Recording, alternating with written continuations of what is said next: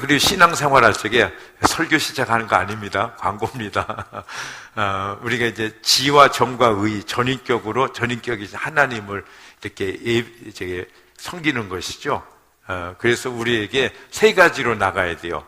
뭐냐면은 지와 정과 의. 근데 의의 부분은 뭐예요? 우리가 지금 예배하는 거예요. 예배를 통해서 결단하고 작정하고 이런 일을 하죠. 그래서 의지의 부분을 주님 앞에 드리면서 나가는 것입니다. 그 다음에 두 번째 정의 부분이에요. 정의 부분은 뭐예요? 목장에서 이루어져요. 목장에서 주로 서로 감정의 위로도 받고 풍성한 이런 나눔도 하고 그러면서 마음의 위로와 치료를 받습니다. 그 다음에 지혜 부분은 뭐냐면은 살 공부, 상 공부.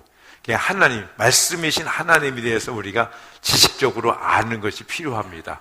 그래서 이 세 가지가 아울러서 전인격적인 하나님을 온전히 섬기게 되어지는 것입니다. 아멘. 근데 우리가 이 세 가지 중에서 두 가지만 한다, 한 가지로만 한다, 그러면요, 온전한 신앙을 누릴 수가 없어요. 그러니까 우리가 하나님을 섬길 적에 전인격이신 하나님, 지와 정과 의를 가진 하나님을 우리가 어떻게 섬긴다? 지와 정과 의, 전인격으로 섬길 때 하나님과의 만남이 있고 우리 삶의 열매가 있고 또 간증이 넘칠 수 있는 줄로 믿습니다. 아멘. 그래서 골자는 뭐예요? 여러분들이 상공부 한 번도 빠지시면 안 됩니다. 상공부 굉장히 중요해요.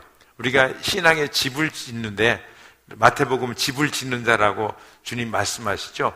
그런데 이게 집을 지려면 첫 번째 뭐가 필요해요? 철근이 필요하죠. 그죠?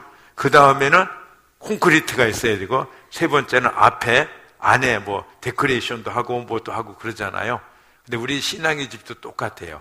근데 신앙의 집에서 이 상공부, 하나님을 아는 지식은요, 이 철근과 같아요. 그리고 우리가 세멘트는 뭐와 같아요? 이 정감정과 같아요. 근데 어떤 분들은 이 철근은 필요 없어 하고 감정적으로 막 하나님이 뜨겁고 사랑한다고 고백하고 그러잖아요. 그러면은 그 신앙은 열매가 없어요. 간증이 없어요. 이게 되어지는 것 같다가 언젠가는 그냥 쉽게 무너져 버리고 높이 올라가지 못하는 거예요. 그죠? 그 다음에 의의 부분들, 그죠? 아름답게 치장도 하고 인테리어도 하고 하는 이런 부분이 필요한 것입니다. 그래서 여러분, 균형 있는 신앙, 전인격적인 신앙, 지와 정과 의로 하나님을 섬기셔서 자손만대 복 받는 여러분들 되시기를 주님의 이름으로 축복합니다. 아멘. 자, 우리 일어나셔서 하나님의 말씀 기쁨으로 감사함으로 받습니다. 이사야서 40장 29절, 피곤한 자에게는 능력을 주시며 무능한 자에게는 힘을 더하시나니 소년이라도 피곤하며 곤비하며 장정이라도 넘어지며 쓰러지되 오직 여호와를 앙망하는 자는 새 힘을 얻으리니 독수리가 날개치며 올라간 같을 것이요 다른 박제를 하여도 곤비하지 아니하겠고 걸어가도 피곤하지 아니하리로다. 아멘. 우리 옆에 분 인사, 피곤하지 않으시죠? 네, 존경합니다, 사랑합니다, 감사합니다. 존경합니다, 사랑합니다, 감사합니다. 자리에 앉아주시고요. 올 여름 무척이나 더웠죠? 열대야 때문에 잠을 설치기도 하고 체력이 다운되기도 하고 어떤 분은 여름 지나면서 입맛을 아주 잊어버려가지고 밥 먹기도 힘들다 그러시는 분도 계시는데요. 이런 때 우리는 다시 일어나야 됩니다. 아멘. 이제 찬바람이 불었어요. 아마 가을이 막 달려가고 겨울이 속히 우리에게 달려올 것입니다. 그래서 우리가 이제 목장 축의 부흥회를 하는데 목장 축의 부흥회가 뭐예요? 목장 가을 부흥회죠. 근데 이 부흥회는 각 목장에서 목자 목녀님 중심으로 이렇게 할 겁니다. 그러니까 어떻게 하시냐면은 여러분들이 뭐 방 안에 안방에서 하시든지 교회 오셔서 하시든지 하루 하시든지 한 달을 하시든지 목장 주관으로서 하는 것입니다. 그래서 우리의 다운된 영과 혼 또 우리의 육체를 이렇게 추스리면서 계속 하나님께 부흥으로 이렇게 나가는 부흥회가 목장 축의 부흥회입니다. 어떤 분들은 조별로 이렇게 하시기도 하는데 아무튼 목장 중심으로 해서 우리가 이렇게 새롭게 신앙을 추스리고 이제 추진해 나가는 이런 부흥회를 각 목장별로 갖게 될 것입니다. 광고한 대로 9월 4일부터 이제 우리가 하겠는데, 이를 통해서 어떤 목장은 굉장히 크게 이렇게 힘을 얻고 일어날 것이고, 또 그렇지 못한 목장도 혹간 있을 수 있겠죠. 예. 아무튼 우리들의 육신은요, 쉬고 싶어 합니다. 그래서 푹 자고 싶고, 어떤 때는 늦게까지 자기도 하죠. 근데 그 인간의 생체 리듬은 초저녁에 자고 새벽에 일찍이 아침에 깨도록 하나님께서 그렇게 만들어 놓으셨습니다. 그런데 현대인들은 어때요? 늦게 자고 늦게 일어나는 것입니다. 예. 그래서 그것이 습관화돼 가지고요, 아예 피곤이 이렇게 습관화된 경우들도 많이 있습니다. 그러니까 아무튼 우리 현대인들은요, 이런저런 이유로 피곤해져서 삽니다. 그래서 뭘 원해요? 편한 것, 쉬운 것. 이게요, 완전히 어떤 진리가 됐어요. 사람들이 자꾸 추구하는 것이 편한 것, 쉬운 것. 그래서 어떻습니까? 뭐 전자동 세탁기 또는 뭐 세척기, 그리고 고급 자동차도 보면은 승용차 있잖아요. 그거 몇백만 원 단위가요, 별거 아닌 것 같은데 타보면요, 그 안락한 승차감이 그냥 그렇게 정확하게 다룰 수가 없다 생각할 정도로요, 이렇게 되었습니다. 그리고 안락한 침대, 사람들이 원하죠. 그게 너무 안락해가지고 나중에 이제 척추 디스크 때문에 고생하는 분도 없지 않아 있는 것 같습니다. 근데 무엇이든지 쉽고 편하게, 예배도 쉽고 편하게, 기도도 우리가 잘못하는 이유가 기도는 노동인데 쉽고 편하게 하려고 그러고, 그리고 오늘 또 여러분들 중에 그런 분 계실 거예요. 교회 오실 적에 빨리 집에 가려고 오신 분 계시죠? 쉽고 편하게 예배 드리고 빨리 집에 가는 것이 목적이신 분, 예, 그런 분도 없지 않아 계실 수 있습니다. 하여튼 이 시대는 피곤한 세대예요. 부자는 부자대로, 가난한 사람은 가난한 대로 모두 피곤하고 그리고 곤비한 삶을 사는 것입니다. 그저께인가요, 롯데 부사장 이인원 씨 이렇게 자살하셨죠. 수사를 앞두고 아마 힘들고 복잡할 것 같으니까 그냥 죽으면 편하지 그러시고, 그런 일을 저지르신 것 같아요. 참 안타깝죠. 작년 1월 30일자 국민일보에 보면요, 대기업의 부장 한 분이 영어 스트레스 때문에 회사에서 투신해서 자살한 그런 기사가 있습니다. 이 업무를 볼 때 이 영어로 토론도 하고 하는데 그것이 안 되어서 힘들어했다는 것이에요. 그래서 그의 수첩에는 어떤 기록이 있냐면, 영어 때문에 외국에도 못 간다, 갑갑하다, 영어도 안 되고 자신감도 없고 사표 내야 하나? 이런 기록을 했다는 거예요. 결국 이런 고민 끝에 극단적인 선택을 하고 말하는데요, 얼마나 안타까운 일입니까? 대기업의 부장이면은 많은 사람들이 부러워하는 위치 아닙니까? 근데 이것을 보면은 잘 나간다 하는 사람들도요, 스트레스 많이 받고 피곤한 삶을 사는 것을 알 수가 있습니다. 그래서 이런 피곤한 인생들에게 하나님이 말씀하세요. 29절에 피곤한 자에게 능력을 주시며 무능한 자에게는 힘을 더하시나니. 아멘. 자, 하나님은 피곤한 자에게 능력을 주시는 분이신 줄로 믿습니다. 많은 사람들이 그죠? 이 삶을 어떻게 스스로 해결해 보려고 그러는데, 그렇게 해서 되느냐? 안 돼요. 하나님께서 내가 해결해 주시겠다, 이렇게 말씀하세요. 여기서 능력이라는 원어를 보면 코아르라는 말인데, 이것은 외적인 능력도 말하지만 마음의 잠재력, 그죠? 마음의 힘을 말하고 있어요. 즉 하나님은 피곤한 자에게 다가오셔서 마음의 힘을 주세요. 하나님은 이런 자들에게 오셔서 뭘 먼저 하세요? 마음을 새롭게, 새 힘을 주시는 줄로 믿습니다. 이 마음의 힘이 굉장히 중요한 거예요. 천하장사 이만기 선수, 여러분 잘 아시죠? 그죠? 근데 그분이 있죠, 비행기를 타기를 두려워하셨어요. 타면은 추락하면 어떡하니, 고소공포증 때문에. 비행기는 고사하고요, 그냥 케이블카 타거나 뭐 눈썰매장 가면 리프카 타잖아요. 리프트. 그것도 힘들고 놀이동산에 뭐 청룡열차 뭐 999 뭐 이런 거 있잖아요. 높이 올라가는 거. 그런 건 아예 그냥 기급해서 사양을 했다는 거예요. 요즘 어떤지 모르겠어요. 천하장사도 이 마음의 힘을 잃으면 어쩔 수 없는 것 같아요. 여러분, 철학자 아리스토텔레스가 그런 얘기했어요. 가장 큰 적은 자기요, 자기 안에 있는 마음, 의욕상실이다, 이런 얘기를 했습니다. 그래서 모든 그 어려운 외부의 적보다도 내 안에 있는 마음의 연약함에 있다, 이렇게 얘기합니다. 사람이요, 마음의 힘을 잃으면 아무것도 할 수 없어요. 무엇을 해보자는 의욕이 없는 거예요. 사업도 그렇고 공부도 그렇고 어떤 분들은 결혼도 그렇고, 심지어는 말씀을 읽을 유혹, 기도할 의욕도 사라질 수 있습니다. 그래서 마음의 의욕, 이 마음의 힘을 얻는 것이 굉장히 중요합니다. 하나님은요, 우리 연약한, 이 피곤한 우리들을 이해 못하시는 분 아니라 이해하세요.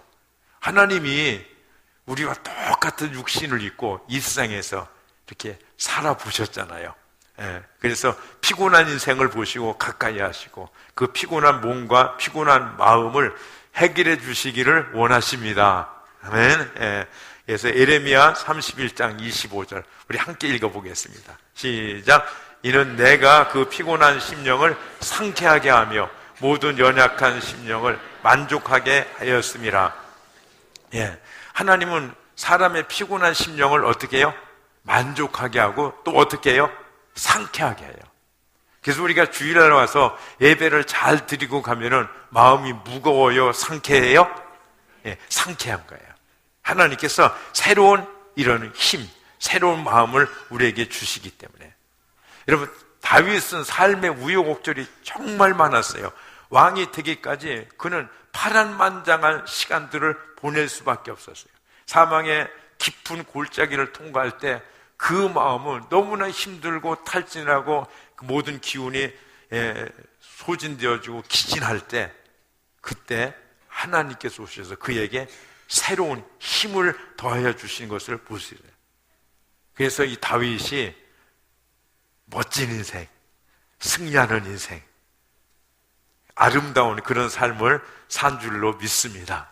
그래서 다윗이 시편 23편에서 주님은 나의 목자시니 내게 부족함이 없사라. 나는 푸른 풀밭에 누이시며 쉴만한 물가로 인도하신다. 3절에 나에게 다시 새 힘을 주시고 당신의 이름을 위하여 바른 길로 나를 인도하신다. 새 번역 성경이에요. 하나님은 다윗의 영혼이, 다윗의 마음이 피곤하고 힘을 잃을 때 어떻게 하셨다고요? 다시 오셔서 새 힘을 주시고 주님의 이름을 위해서 그를 바른 길로 인도해 주셨다 말씀하십니다. 여러분, 구약의 선지자 가운데서 엘리야, 그는 능력의 선지자죠. 불의 선지자입니다. 그러니까 혼자서요, 이방 선지자들 850명을 대결해서 승리한 사람, 진짜 대단한 사람이죠. 그런데 그 18장에서 승리하고 19장, 열왕기상 19장에 보면은 전혀 다른 엘리야의 모습을 볼 수 있어요. 탈진하고 지쳐있는 엘리야의 모습입니다. 자기 자포자기 상태에서 더 이상 살고 싶지 않다라고 하나님 앞에 넋두리하고 하소연하는 엘리야를 보게 됩니다. 그래서 19장 4절에 보면은 자신은 홀로 광야에 들어가서 하루 길을 더 걸어 어떤 로뎀나무 아래로 가서 거기 앉아서 죽기를 간청하여 기도하였다. 주님, 이제 더 바랄 것이 없습니다. 나의 목숨을 거두어 주십시오. 나는 내 주상보다 조금도 나을 것이 없습니다. 여러분, 그 능력의 불의 선지자가 얼마나 낙심이 됐으면, 지쳤으면 이런 심정이 됐겠어요. 그런데 우리가 살다 보면요, 우리도 엘리와 같은 그런 심정이 될 수가 있어요. 그런 상태가 될 수 있다는 거예요. 저도 인생에 몇 번은 아마 그런 상태가 있어가지고 에이 살기 싫다 그런 적이 있었던 것 같아요. 그러니까 하나 기억나는 것은 제가 청년 때인데 뭐 중요한 일은 아니었던 것 같아요. 기억이 안 나는 거 보니까 하여튼 그때 살기가 싫었어요. 그래서 건널목을 건너가는데 그냥 차 오는 것도 안 보고 뭐 죽고 싶은데 뭐 차가 와서 치든 말든 그래가지고 막 건너갔거든요. 그랬더니 차가 와서 끽 하고 쓰더라고요. 그래서 제가 건너갔어요. 그것도 뭐 걸음도 그냥 빨리도 안 하고 내 그냥 속도로 이렇게 천천히 걸어가니까 그 다음에 딱 걸어갔는데요. 창문을 싹 열더니 막 욕을 하더라고요. 그래서 그때 하나 깨달은 것이 죽을지라도 다른 사람에게 피해를 주고 죽어서는 안 되겠다 하는 것을 깨달았는데요. 그렇습니다. 우리는요 정말 뭐 기도해도 응답도 없고 소망도 없고 차라리 모든 것을 끝내고 싶을 때 이때는 엘리야와 같이요 주님 차라리 죽여주세요. 차라리 죽기를 원합니다.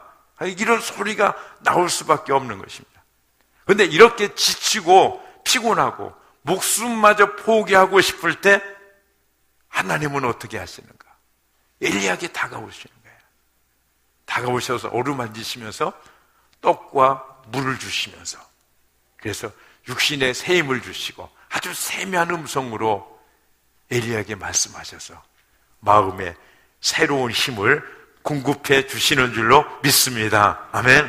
그래서 엘리야는요 이전보다 더 활동적인 그러니까 40주 40야를 쉬지 않고 달려가는 이런 능력의 사람으로 바뀌는 것을 볼 수가 있죠.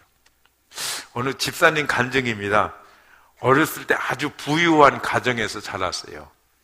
이번 여름같이 더운 때는 호텔에 가서 수영장에서 수영하고 그 다음에 호텔에서 식사하고 굉장히 부자였죠. 그런데 어느 날 갑자기 부모님께서 야 우리 집에 오는 모든 전화를 절대로 받지 말라. 받으면 안 돼. 나중에 알고 보니까요 이 아버지가 부도가 난 거예요. 빚쟁이들 때문에 전화를 못 받게 했어요.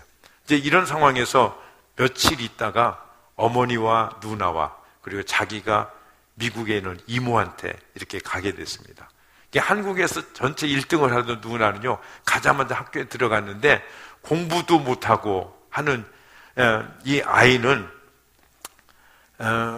그냥 학교는 들어가긴 들어갔는데 한참 있다가 그것도 6학년에 들어가야 되는데 4학년으로 이렇게 들어갔습니다. 거기서부터 이제 끔찍한 학교 생활이 시작되는데 악몽 같은 학교 생활 점점 더 고통스러워지는 거예요. 키도 작죠, 나이도 어리죠, 말도 제대로 못하죠, 운동도 못하죠 하는 이 동양 아이를 그 미국 아이들이 막 괴롭히기 시작하는 거예요. 이게 점심에 이제 급식비 아끼려고 돈이 없으니까 엄마가 도시락을 싸주는데 아이들이 우유 먹다가 먹기 싫으면 그 도시락에다가 그냥 우유를 붓기도 하고 어느 때는 너무 얻어맞아가지고 귀가 찢어져서 피가 나기도 하고 아주 고통스러운 이런 학교 생활을 하는 것입니다. 그런데 그 아이가 이런 고통에서 피할 수 있는 유일한 한 곳이 있어요. 그것이 어디게요? 화장실. 화장실에 들어가서 변기에 앉아가지고 하루는 넋두리인지 기도인지 하는 거예요. 하나님, 왜 내가 미국에 와가지고 이 고생을 해야 됩니까? 누나는 똑똑하게 하나님 만드셔서 엄마의 사랑을 받게 하시고 왜 저는 키도 작고 공부도 못하고 그래서 맨날 야단만 맞게 하셨습니까? 하면서 이렇게 넋두리를 하는 것입니다. 이 아이는 너무 힘들고 외롭고 그리고 괴로웠습니다. 그래서 화장실 변기에 앉아서 날마다 낙심하고 절망하면서 하나님 앞에 기도했습니다. 그런데 이런 아이를 하나님께서 찾아주셨어요. 여러분, 하나님은 연약한 인생을 찾아주시는 하나님이신 줄로 믿습니다. 곤고한 인생을 외면하지 않으시는 하나님이세요. 피곤한 인생을 만나주시는 분이신 줄로 믿습니다. 아멘. 미국의 수잔 앤더슨이라는 여인이 눈 수술을 받다가 그만 실명하고 말았어요. 그래서 남편이 아내의 출퇴근을 도와주는데 얼마 후에 남편이 말하는 거예요. 여보, 계속 이럴 수 없으니 혼자서 출근을 해보세요. 아내는요, 남편에서 배신감을 느꼈고 너무너무 이렇게 슬픈 거예요. 그렇지만 이를 악물고 혼자 출퇴근을 했습니다. 여러 번 넘어지고 서러워서 눈물을 흘렸지만 점차 출퇴근이 익숙해졌어요. 그런데 어느 날 그녀가 버스를 탔는데 그 운전기사님이 얘기하는 거예요. 부인은 참 좋으시겠어요. 왜요? 아니, 저렇게 한결같이 남편이시죠? 남편이 뒤에서 당신을 지켜보고 있고 당신이 버스를 내려서 이렇게 안전하게 들어가는 것을 보면서 손을 흔들고 그 다음 정거장에서 꼭 당신 남편이 내립디다. 이런 얘기예요. 이게 사실 남편은요, 아내가 버스를 타면 같이 타고 아내를 늘 지켜보고 있었던 거예요. 예. 여러분, 우리에게도 이렇게 우리를 지켜봐 주시는 분이 계신 줄로 믿습니다. 예. 우리 주님이세요. 그죠? 여러분, 두려워하지 마세요. 낙심하지 마세요. 우리는 항상 혼자인 것 같이 생각하지만 혼자가 아닙니다. 우리를 사랑하시는 주님이 늘 함께 하시는 줄로 믿습니다. 예. 그래서 살다 보면 우리가 삶의 의욕이 상실될 때가 있고요. 자신감이 사라지고 존재감마저 이렇게 사라지고 움츠러들 때가 있습니다. 환경에 지치고 삶에 실패했을 때, 내가 원치 않는 일들을 당해서 낙심할 때, 이때 주님은 우리의 등 뒤에서 우리를 지켜보시고 우리를 응원하시고 계시는 줄로 믿습니다. 그래서 우리가 그런 찬양이 있죠. 나의 등 뒤에서. 우리 그렇게 지키시는 주님을 생각하시면서 한번 찬양하겠습니다.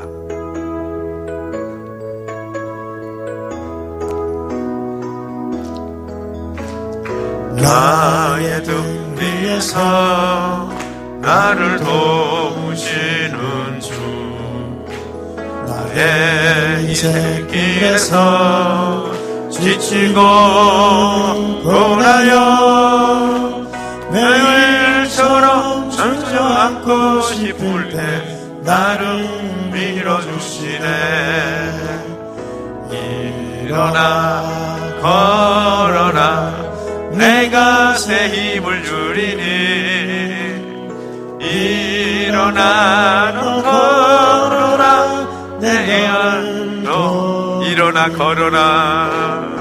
일어나 걸어라 내가 새 힘을 주리니. 일어나 너 걸어라 내 너를 도우리. 아멘. 여러분, 공중급유기 아시죠? 비행기가 오랜 시간 비행할 적에 이제 연료가 떨어지잖아요. 그러니까 중간에 와서 이렇게 연료를 공급해주는 공중급유기. 우리 주님은 공중급유기 같으세요. 우리가 살면서 탈진할 때, 우리가 힘을 잃을 때, 그때 주님은 오셔서 우리에게 새로운 힘을 넣어주시는 줄로 믿습니다. 그래서 그 아이 있죠, 피난처, 화장실 변기에서 이 소년은 하나님께 기도하는 거예요. 울며 부르죠. 하나님, 전 외로워요. 주님, 저는 혼자예요. 너무 힘들어요. 이렇게 기도하는데 그때 이 소년이 주님이 오시는 것을 느꼈어요. 주님이, 얘야, 내가 여기 있지 않냐? 내가 너와 늘 함께 있지 않냐? 내가 너랑 친구해주면 되지 않겠냐? 외로울 필요가 없지 않냐? 이런 주님의 음성이 마음속으로 들리는데 이 소년은 너무 어려워서 막 눈물이 쏟아지는 거예요. 그러면서 울면서, 사람들이 내 이름도 부르지 않아요. 누나의 동생이라고 하면 그래요. 나는 태어나지 말았어야 했을 걸 그랬어요. 나는 실수로 잘못 태어난 거죠. 이게 하나님이 그 마음속에 주시는 마음이, 아니다, 그렇지 않단다. 나는 너를 다 알고 있어. 내 머리카락 하나도 나는 다 세고 있어. 내가 너를 만들었단다. 이렇게 말씀해요. 이 소년이 하나님이 외로운 나에게 친구가 되어주시겠다는 이 말씀을 붙들고, 그래, 하나님을 나의 친구로 받아들이겠다, 이렇게 믿고 의지하고 싶어하는 마음을 가질 때 순간 그의 심장이 뜨거워지고 마음속에 무엇인가 솟아나는 힘을 느꼈어요. 그리고 그때 어디선가 이 플룻 소리가 들리는 것이야. 한국에서 몇 달 배운 플룻인데요, 그 플룻 소리가 나는 곳을 찾아가 봤더니 밴드부에서 플룻 소리가 들리는 거예요. 그게 들어갔더니 선생님이 그를 보고서 플룻 한번 불어봐라 이렇게 얘기하는 거예요. 이게 한국에서요 뭐 몇 달 안 배웠거든요. 도라미파 솔라시도 뭐 그 정도 하고 나비야 나비야 이리 날라오너라 뭐 요런 곡 정도 조금 할 수 있는데, 근데 갑자기 애국가를 이렇게 불어보고 싶은 거예요. 그래서 그가 애국가를 이렇게 불었습니다. 동해 물고 하는. 그리고 이게 부르고 나서요, 자기가 깜짝 놀란 거예요. 아니, 어떻게 내가 이걸 부를 수가 있었지? 선생님이 또 깜짝 놀라는 거예요. 야, 너 내일부터 와서 플룻을 불어라. 그러니까 이 아이가 신이 났어요. 뭐냐면은 플룻을 부는 것도 신이 났지만 누군가 자기를 인정해 준다는 것이 너무나 그는 행복했던 것입니다. 그래서 그렇게 플룻을 불다가 어느 날 어머니에게 말씀을 드렸습니다. 엄마, 나도 누나처럼 줄리어드 프리스쿨에 시험 보고 그 학교 가고 싶어요. 그랬더니 이 엄마와 누나는 굉장히 아주 황당한 눈치면서, 예, 줄리어드 들어가는 게 그렇게 쉬운지 아냐? 그리고 거기 들어가면 레슨비는 얼마나 드는지 아냐? 그런데도 이 아이는요 포기할 수가 없었어요. 엄마, 시험이라도 한번 보게 해주세요. 그렇게 자꾸 졸라다니까 엄마와 누나가, 그래 시험을 봐라. 그렇지만 레슨은 없다. 레슨 없고 딱 한 번만 보는 거야. 알았지? 내가 그렇게 소홀이니까 시험은 봐라. 그래가지고 이 아이가 시험을 보게 됐습니다. 시험을 보는 날 엄마는 직장에 나가기 때문에 자기 혼자 간 거예요. 혼자 갔더니 거기 가니까요, 아이들 뭐 이렇게 악기하고 그런 아이들 되게 이제 좀 사는 집에서 하잖아요. 옷차림도 뻔지를 하고 엄마 아빠들 와서 후원도 해주고 그러는데 자기는 플룻도 그냥 낡고 그냥 싸구려, 영 자신이 없는 거예요. 그래서 이제 시험관들 앞에서 플룻을 부는데, 아이고 내가 뭐 합격하겠어? 그러면서 떨어지는 건 확실한데 까짓거 아무렇게나 불자 해가지고 폰까지 잡으면서요 열심히 불었어요. 그때 선생님이 자기가 플룻 부는 것을 전부 다 빙그레 웃으면서 보고 있어요. 다른 아이들은 불면 한 5분 정도 되면 됐다고 이제 그만 불라고 그러는데, 이 아이는 곡이 끝날 때까지 이 시험관들이 들어주는 거예요. 그러고서 집에 왔어요. 집에 왔다가 한 일주일쯤 있으니까는 이 학교에서 이제 편지가 온 거예요. 그러니까 편지를 받아들고 그 누나가 그러는 거예요. 야, 너 얼마나 시험을 못 봤으면 벌써 불합격 통지서가 오냐? 근데 그 누나는요, 거기를 3번이나 이렇게 시험을 봐서 들어갔거든요. 그래서 익숙하게 잘 한 거예요. 이게 보통 이제 불합격 통지서는 한 2주 정도 되면 오고, 합격 통지서는 한 달, 2달 후에 늦게 이렇게 오는 것을 그는 알았던 거예요. 근데 엄마가 갑자기 막 통곡소리를 내면서 우는 거예요. 그래서 이 아이가, 야, 한국에서 아버지에게 무슨 일이 있는가 보다, 좋지 않은 소식이 왔나 보다. 그런데 엄마가 와가지고 그 아들을 끼안는 거예요. 얘, 내가 줄리어드 대에 합격됐다. 내가 입학이다. 그것도 내가 장학생이다. 남의 일이라고 아멘도 안 하시깁니까? 예. 여러분, 13살 아이가 줄리어드 프리스쿨에 들어간 거예요. 왕따에서 줄리어드 장학생으로.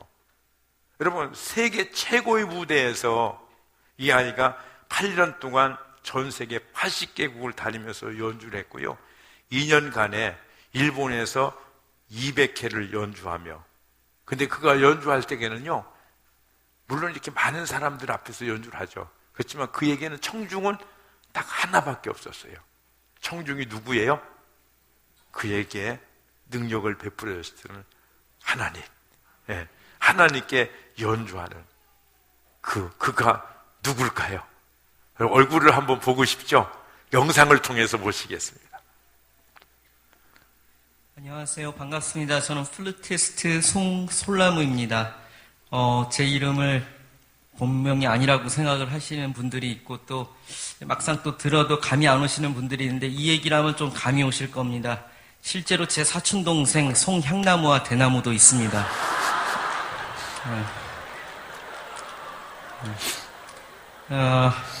좀 감이 오시죠? 그러면은 다음 것도 맞춰보세요. 제 7살 된 딸 이름이 송솔립입니다. 그러면 제 4살 된 아들 이름은 무엇일까요? 네, 솔방울 아닙니다. 네, 솔로몬으로 지었습니다. 네. 이 송솔나무 집사가요, 그 허준 주제곡 있죠? 그거 작곡하셨고요. 그 다음에 이산, 동이, 이런 드라마 또는 영화에 이런 음악을 작곡한 바로 그분입니다. 이 송솔나무 집사님이 2013년 하나님의 연주자라는 책을 발간을 하고 그랬습니다. 그런데 여기까지 온 것이 누구의 능력이에요? 예, 전적으로 하나님의 능력인 줄로 믿습니다. 예, 하나님의 능력을 주시니까 되어지는 것입니다. 예, 하나님이 하시면은 여러분 나의 연약함, 무능력, 내 환경에 어찌락지저 꼬이고 망가진 그런 환경들이 전혀 문제가 안 되는 줄로 믿습니다. 예, 그분은 우리에게 능력을 주시고 새 힘을 주시고 재능을 부어주시는 분이신 줄로 믿습니다. 예, 이제 하나님이 우리에게 이런 능력과 새 힘, 이 새로운 것들을 주시는데 그럼 우리 보고 뭘 하라고 그러시는가? 오늘 읽은 성경에 보면은 나를 앙망하는 자에게 새 힘을 주겠다 이렇게 말씀하셔요. 자, 우리 31절 다 같이 한번 읽어보겠습니다. 시작. 오직 여호와를 앙망하는 자는 새 힘을 얻으리니 독수리가 날개치며 올라간 같을 것이요 다른 박질하여도 곤비하지 아니하겠고 걸어가도 피곤하지 아니하리라. 아멘. 하나님을 앙망하는 자에게 뭘 주시겠다고요? 독수리가 날개치며 올라간 거지. 폭풍을 뚫고 높은 하늘까지 올라가는 그런 파워, 그런 강력, 그런 새 힘을 하나님께서 우리에게 주시겠다. 우리가 어떻게 할 때요? 하나님을 앙망할 때. 아멘. 예. 여러분, 사람이 환경을 바라보면 낙심하게 되어지고요. 그리고 사람들을 기대하면 반드시 실망하게 됩니다. 그러나 하나님을 바라보고 하나님을 의지한 자는 반드시 능력과 새 힘을 얻는 줄로 믿습니다. 예. 여러분, 남자분들 그 전기 면도기 쓰시잖아요. 되게 충전해서 쓰시잖아요. 한참 쓰다 보면은 이제 전기가 약해지면 어떻습니까? 피드득하잖아요. 다시 충전하면 왱 하면서 이제 수염을 잘 깎죠. 하나님은 이와 같으세요. 그러니까 우리는 어떻게 됩니까? 우리는 우리의 힘으로 살 수 있는 그런 존재들이 아니에요. 우리는 계속해서 하나님이 주시는 새 힘을 받아야 되는 줄로 믿습니다. 예. 그러니까 우리의 삶이 피곤하다. 이건 당연한 거예요. 여러분, 두렵고 지치고 낙심되죠. 그런 때가 많죠. 여러분, 당연합니다. 근데 중요한 것은 무엇입니까? 우리가 주님을 바라보는 거예요. 여러분, 주님께로부터 새 힘을 공급받으며 사시는 여러분들이 되시기를 바랍니다. 예.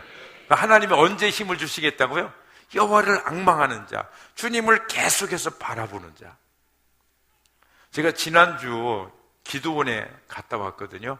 이게 수요일까지 오늘 할 설교를 대충 이렇게 준비해 놓고 목요일 하루는 아침부터 제가 결심을 했어요. 하나님, 오늘은 아무것도 안 하겠습니다. 뭐 누구 만나는 사람도 없고 기도원에 이제 방콕해서 주님만 바라보겠습니다. 근데 뭐 주님 바라보는 게 잘 됩니까? 뭐 보이는 게 있어요. 손에 잡히는 게 있어요. 뭐 들리는 게 있어요. 그런데 계속 주님을 바라보기로 제가 작정을 하고 하루를 보냈어요. 보내놓고 보니까요, 야, 이거 그냥 졸다 자다 주님 바라본다고 뭐 이렇게 기도하다 뭐 그러다가 하루 완전히 인생 땡치고 공친 날, 그런 날 같더라고요. 그래도 주님께서 제 마음 안에 나를 바라봐라 하는 그런 마음을 주셨기 때문에 하루를 그렇게 보냈습니다. 보냈는데 제가 어저께 그렇게 주님을 바라봤던 것이 이게 헛된 게 아니구나 하는 것을 깨달았어요. 제가 어저께 저녁에 누가 이제 식사를 하러 가야 된다고 그래서 이제 차를 타고 가는데 그런 생각이 드는 거예요. 내 자신을 보는데요, 껍데기도 죄고 속도 죄고 생각도 죄고 내 안에 죄가 아닌 것이 하나도 없더라고요. 그러니까 제가요, 이 시커먼 죄덩어리라는 것을 하나님께서 보여주시는 거예요. 하나님, 나는 진짜 죄인이에요. 도저히 어떻게 구제가 불가능한 그런 죄인이네요. 그렇게 고백하면서 주님, 저는 모든 게 다 죄뿐입니다. 이렇게 고백하는데 주님께서 하시는 말씀이, 그래 아들아, 내가 너 때문에, 너의 죄 때문에 내가 십자가를 쳤단다. 그래서 제가 하나님께 찬송하는 것이, 내가 그리스도와 함께 십자가에 죽었나니 그런즉 이제는 내가 산 것이 아니오 오직 내 안에 그리스도께서 사신 것이다. 이제 내가 육체로 사는 것은 나를 사랑하사 자기 몸을 버리신 하나님의 아들을 믿고 그분을 의지하고 그분을 따라가는 삶이다. 이렇게 말씀하십니다. 여러분, 그렇습니다. 여러분, 태양관 발전기가 태양을 바라보면은 어떻게 됩니까? 에너지가 충전되는 거예요. 여러분, 우리 하나님의 자녀들이 하나님을 바라보면 하나님의 에너지, 하나님의 힘으로 채워지는 줄로 믿습니다. 아멘. 우리가 중요한 것이 하나님을 바라보는 거예요. 여러분, 13살 어린아이도 하나님을 바라보니까 하나님이 그를 존귀케 하시잖아요. 지난주 설교 말씀 기억하세요? 그 록펠러 33세에 백만장자 되고 43세에 미국 최고의 가부가 되고 53세에 세계 제일의 가부가 되어지고, 그리고 55세에 불치병 들어서 이제 내 인생은 이렇게 허망하게 끝나는구나 했는데 그가 그때 하나님을 바라보잖아요. 그래서 98세까지 많은 사람들이 원하는 9988의 그 멋진 인생을 살지 않습니까? 조지 물러 70세에 하나님의 새로운 은혜를 받고 95세가 될 때 하나님의 강력한 이런 동반자로 쓰임을 받으며 하나님께 영광을 돌리지 않습니까? 여러분, 우리가요, 나한테 집중하면, 내 것을 바라보면, 여러분, 우리들 중에 누가 낙심하지 않겠어요? 누가 좌절하지 않겠어요? 그러나 우리를 사랑하시는 주님께 초점을 맞추고 그분을 앙망하고 그분을 계속 바라볼 때, 여러분, 주님께서 우리에게 능력이 되어주시는 줄로 믿습니다. 네. 어떤 사람, 대부분의 크리스찬들은요, 그냥 교회만 다니는 거예요. 기대도 믿음도 없어요. 그냥 다니다 보면 무언가 되겠지 하면서 영적 요행수를 바라보면서요, 그렇게 살아가요. 근데 여러분, 그런다고 무엇이 되어집니까? 아무것도 이루어지지 않는다는 거예요. 예. 여러분, 이 볼록렌지로요, 태양의 빛을 모아서 한 곳에 집중시키고 기다리면 거기서 불이 일어납니다. 여러분, 우리의 기도도 그렇고요, 우리의 믿음의 삶도 그렇습니다. 하나님께 집중하면 하나님께서 역사하시는 줄로 믿습니다. 예, 응답이 있어요. 아멘. 예, 하나님의 증거가 있어요. 우리의 삶에 간증이 있게 마련인 것입니다. 그런데 그냥 목표도 없이 주님 집중하지도 않고 주님 바라보지도 않고 그냥 뭐 예배 드리고 뭐 기도하는 것 같이 기도하는 척하고 그렇게 살아가면 뭔가 역사가 나타나겠지. 여러분, 천만에요. 안 그렇더라고요. 보니까 뭐만 쌓여져? 답답해요. 가슴에 답답함만 쌓여요. 여러분, 답답하신 분 안 계세요? 여러분, 답답하시죠? 한번 두들겨 보세요. 답답. 근데 여러분, 우리 주변의 사람들도 우리 보고 답답해요. 불신자들도 보고 답답해요. 저 사람 교회 다닌다는데, 뭐 하나님을 믿는다는데, 뭐 믿는 그나 안 믿는 우리나 뭐 다를 게 뭐 있어 하면서 답답하거든요. 그래서 믿으라 그러면 니나 믿어라 그러잖아요. 제가 보기에도 답답해요. 여러분요, 우리가 자동차를 운전할 때 엑셀레터만 밟는다고 차가 갑니까? 아니에요. 그 전에 뭐가 중요해요? 기아를 넣어야 돼요. 이 기아를, 후진 기아를 넣고 엑셀레터를 밟으면 차가 어디로 가요? 뒤로 가고, 전진 기아를 넣고서 밟으면 앞으로 가죠. 그런데 기아를 중립에다 놓고 엑셀레터를 밟으면 어떻게 되는가요? 그냥 소리만 방방 나고요. 공회전 너무 심하게 엔진만 망가지죠. 아무런 일도 나타나지 않는 거예요. 우리의 신앙이 그런 경우들이 너무나 많은 거예요. 어떤 방향도 없어요. 주님과의 접촉도 없어요. 그러면서 뭐만 해요? 엑셀레터만 밟는 거예요. 방방거리고 밟는 거예요. 그런데 아무런 일도 나타나지 않는 거예요. 그래서 많은 사람들의 신앙생활을 10년, 20년 하면서 뭐만 더 쌓여요? 답답함만 쌓이는 거예요. 답답함만. 여러분, 예수님이, 하나님의 진리가 우리 인생의 기아가 되는 줄로 믿습니다. 그분을 접촉시켜야 돼요. 그러고서 우리가 기도하고, 우리가 예배하고, 우리가 믿음 생활할 적에 우리의 삶에 실제가 있는 줄로 믿습니다. 증거가 있고 열매가 있고 간증이 있게 되어지는 거예요.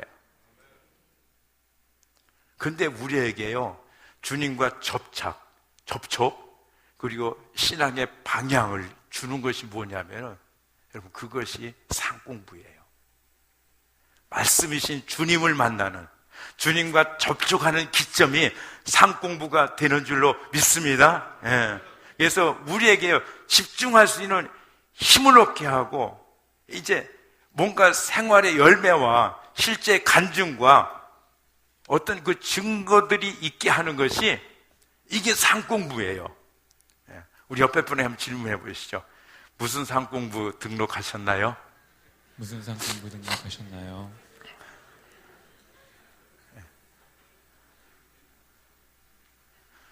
여러분 참 성품이 좋으세요. 이렇게 대화할 때만 웃음이 막 절로 나오시고. 이번 한번 이렇게 해보시죠. 무슨 상공부 등록하실 거예요? 무슨 상공부 등록하실 건가요? 여러분, 이게 지금 옆에 사람이 하는 소리가 무슨 소리인지 아세요? 주님의 음성인 줄로 믿습니다. 여러분, 주님의 음성으로 믿으세요.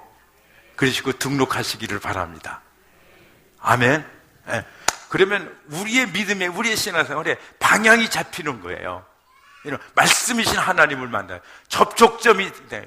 기아가 들어가는 거예요. 우리가 앞으로 나가게 되어지는 줄로 믿습니다. 그래서 상공부 없이, 그러니까 지정의의 하나님을 섬길 적에 지적인 부분을 무시하고 신앙생활을 쓰는, 기아를 중립에다 놓고 그냥 엑셀레터만 밟아대는 거예요. 여러분, 여태까지 엑셀레터만 밟으면서 신앙이 앞으로 나가지 못하신 분 계시죠? 계속 밟아보세요. 계속 에너지, 연료만 낭비되죠? 전혀 실제가 없어요. 주님께서 우리에게 뭐라고 말씀하십니까? 세월을 아끼라고 말씀하십니다. 여러분, 세월을 아끼시는 여러분들이 되시기를 주님의 이름으로 축복합니다. 세월을 아끼세요. 세월을 아끼셔야 돼요, 우리가.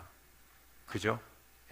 그래서 우리가 이렇게 말씀이신 주님과 만나게 하는 이 공부, 하나님께서 우리를 사랑하셔서 우리에게 주신 은혜요, 축복인 것입니다. 여러분, 무슨 과목을 선택하시든지 말씀이신 주님과 만나게 되어지고 주님을 알게 되어지고 함께하는 삶이 되어질 줄로 믿습니다. 아멘. 그것이 우리의 삶에 이런 증거를 준비하는 것이고 열매를 맺어가는 것이고 우리의 삶에 간증을 갖다주는 하나님의 은혜를 향해서 나가는 것이 되어지는 줄로 믿습니다. 예. 우리 찬양하겠습니다.